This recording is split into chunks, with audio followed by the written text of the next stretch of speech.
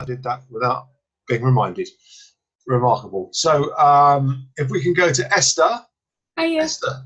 Hiya. Hi, Esther. How are you? I'm all right. Can you hear me all right? We can hear you fine. Yeah. So I think a lot of people, some people probably know you, but probably there's quite a lot of people that haven't seen you before. Tell us a bit about when you joined and when you got going, etc., and what you're up to. Well, as you know, it was when our last company went bust. We started doTERRA. Best thing we ever did, to be fair, with me and Gary. Okay. I think and when did you join? When did you join, roughly? When was it? Pretty much straight away, about April. About April. April last year? Yeah, I think so. So you've been in this about a year. Okay, fantastic. Yeah. And what did you think? It's very different to anything you've done before. What did you think? It's been a big learning curve. If I'm absolutely honest, I'm still learning. Gary knows more of it than what I do because I've been working away quite a lot. I've been working down in Birmingham and what have you. So, but the biggest benefit that I find is the oils that using them is just helped me personally and the children so immensely. Because obviously I've got fibromyalgia as well. Okay. And what products have you used for helping you with fibromyalgia? What's made the biggest? Right. Well, previously I was on the maximum dose of dihydrocodone and paracetamol every day. So I was taking 8. This is what the doctor prescribed me, and they were going to move me on to morphine, but I refused that. 8 a day of dihydrocodone at the 30 milligram level, which is really high. Right. I was told that would have a negative impact on my liver if I carried on taking it. So before even joining doTERRA, because of knowing people who are in liver failure, without going into details, I know someone that is in liver failure, that was enough to make me stop taking them. It wasn't a case of just stopping. It was 8 months of hell to come off them, because what the doctors don't tell you when you prescribe these things is they're extremely addictive. So I came off them, but I was at the point where I was really struggling. I was in a lot of pain. The fatigue was really, really bad because I'm not sleeping. But I didn't want to go back on them because of going through so much. But it started to creep in again, where I was starting to use codeine again. Just not at the same level, and I didn't really want to become addictive again. So what I started doing and I've found really helps, I've basically got a medicine cabinet of oils, but the ones that have helped me the most, first of all, I use frankincense mixed with fractionated coconut oil. I have really sensitive skin, so I dilute everything that I use. So I use frankincense, mixed with fractionated coconut oil. Then when copaiba oil came out, I found that really, I put both the copaiba and the frankincense mixed with fractionated coconut oil together, just put them on my feet, and I found it helped an awful lot. I use them every night, and it helped the pain an awful lot. Shall I go into some rest, or? Yeah, go on. Yeah. The other thing as well, what I've actually only started recently using, but I've had really good results from, is mixing copaiba with lemongrass. Both me and my mum have both got fibromyalgia. My mum's quite a lot worse than me because she also has lupus and arthritis and other conditions as well. So I made us both a mix of that.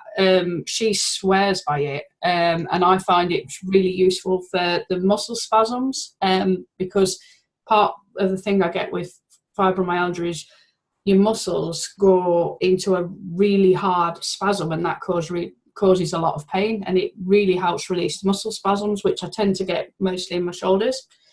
And I use, obviously, as a lot of people who have fibromyalgia would know, is IBS is linked to it. Almost everyone who has one has the other. So I was taking, prescribed by the doctor, 2 esomeprazoles a day. You're supposed to take 1 a day. They had to prescribe me 2 because the acid was still burning my throat every night, and I was having infection after infection. They took out my tonsils and then figured out that it actually was nothing wrong with my tonsils. It was the acid burning my throat every night. So obviously the long-term use, I've been on them for a few years, and the long-term effects of using those all the time is really not good. It reduces your ability to absorb certain vitamins that I've gone blank about, but yeah, I think B, is it vitamin B? Vitamin B is one of them. Yeah, there's a few actually. B as well. I forget, but it does reduce your ability to absorb calcium as well. Calcium. Yes, yeah, it can leave you, especially with women as well, more prone to osteoporosis in later life. So obviously I didn't want to keep taking them all the time either. So what I do is I put just 1 drop of Digest Zen in one of them veggie caps, because I think in water I can't stand them. Some people think it's all right. I think it's gross. So sorry. I agree actually.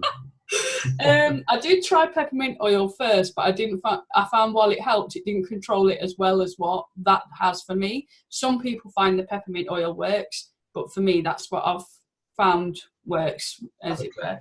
Since then, I hardly ever take any antacids. The only time I'll take it is occasionally if I accidentally eat something I'm allergic to, because I'm allergic to yeast. So if they new and improve something and I eat it then by accident, then I've only very, very occasionally, I think I've taken it maybe twice in the last 4 or 5 months since I've started using Digest Zen every day. Well, I'm saying every day. I don't actually always use it every day. I say sometimes every other day. I've not actually needed to use it as often.